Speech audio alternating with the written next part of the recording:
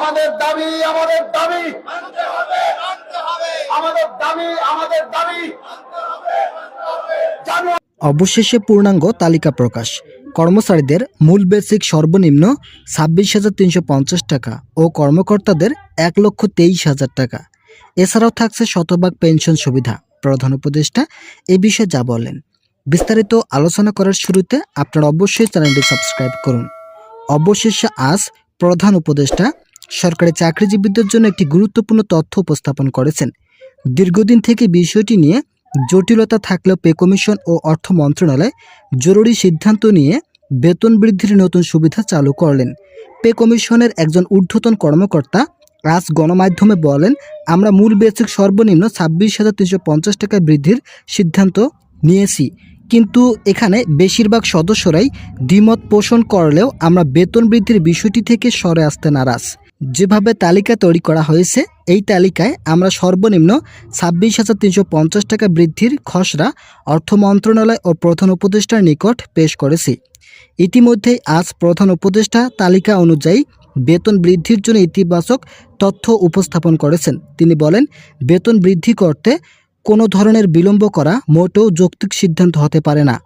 আজ থেকে প্রায় 6 মাস পূর্বে পে কমিশনকে দায়িত্ব দেওয়া হয়েছিল বেতন বৃদ্ধির সকল কার্যক্রম শেষ করার জন্য, কিন্তু এখন পর্যন্ত সকল কিছুর সমাধান না আসায় বেতন বৃদ্ধির নতুন রূপরেখা আসেনি।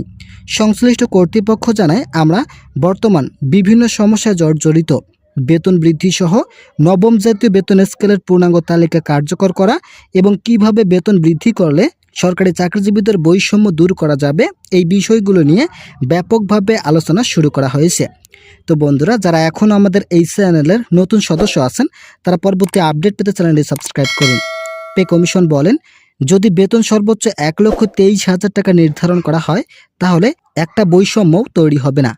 কেননা সরকারি চাকরিজীবীদের সর্বনিম্ন বেতন 26,350 টাকা পর্যন্ত বৃদ্ধির সুবিধা চালু করা হচ্ছে। এতে করে কর্মকর্তা ও কর্মচারীদের সকল বৈষম্য এক নিমেষেই দূর হবে। যারা নিম্ন গ্রেডের কর্মচারী আছেন, তাদের দাবি ছিল সর্বনিম্ন বেতন 35,000 টাকা পর্যন্ত বৃদ্ধি করা, কিন্তু দেশের অর্থনৈতিক অবস্থা এবং বাজার দরের উপর নির্ভর করে বেতন সর্বনিম্ন 26,350 টাকা বৃদ্ধি করা যুক্তিসম্মত বলে মন্তব্য করেন সংশ্লিষ্ট কর্তৃপক্ষ। পে কমিশনের একাধিক সূত্র আজ একটি বিষয় নিশ্চিত করেছেন।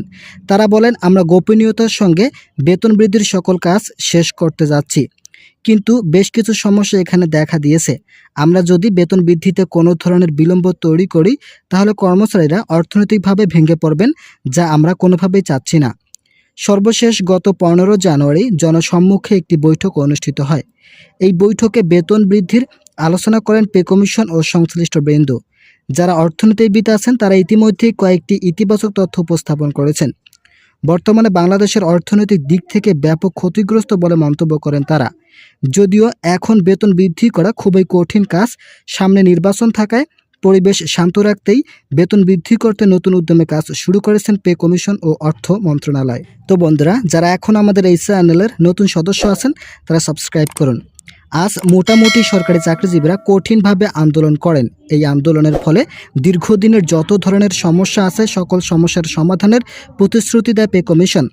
সংশ্লিষ্ট কর্তৃপক্ষের একজন ঊর্ধ্বতন কর্মকর্তা নাম অপ্রকাশিত রাখা শর্তে বলেন, আমরা ইতিমধ্যেই কয়েক ধাপে বৈঠক করেছি। এখানে বেতন বৃদ্ধির সকল বিষয়গুলো চূড়ান্তভাবে আলোচনা করা হয়েছে।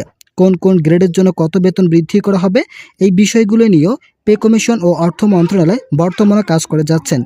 আজ সরকারি ছুটির দিন থাকা সত্ত্বেও পে কমিশনের একজন ঊর্ধ্বতন কর্মকর্তা এই বিষয়গুলো নিশ্চিত করায় পে কমিশন নতুন রূপ নিল।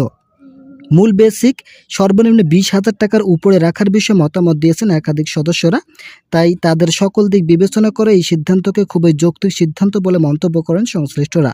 অর্থ উপদেষ্টা বলেন, সকল কিছু বাস্তবায়ন করা হোক। যতটুকু বাজেট দেওয়া প্রয়োজন আমরা দ্রুত সকল বাজেট উপস্থাপন করব। অর্থ মন্ত্রণালয় থেকে আমরা যথাসাধ্য চেষ্টা করব বাজেট সংশোধন করার জন্য।